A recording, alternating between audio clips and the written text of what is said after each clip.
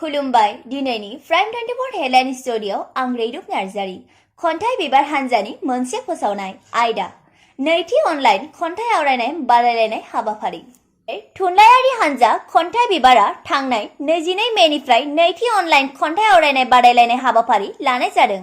बादायलायनाय हाबाफारिया फैगौ 25 जुनसिम सोलिगोन।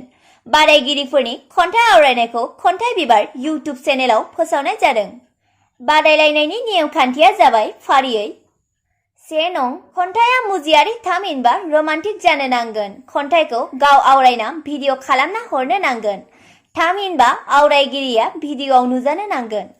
2 नं सासेया दोंसेल' खन्थाइ आवरायना हरनो हागोन आरो खन्थाइया गाव सुजुनाय जानो नांगोन।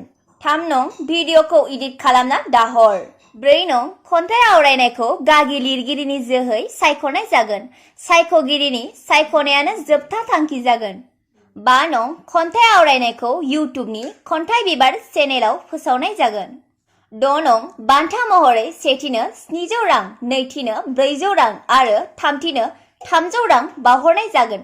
रांखौ बेंक एकाउन्टआव सोनानै हरगोन।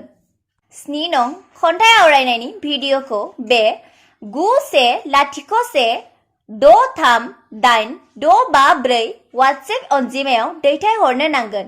मुं आरो आबुं थंखौ लिरफाना हरनो नांगोन।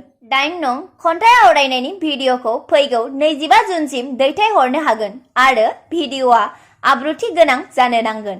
हानजानि जानानै दिपेन चन्द्र बर' गाहाय सामलायगिरि खन्थाइ बिबार हानजा वाट्सएप 9101638654 गोजोन्थों।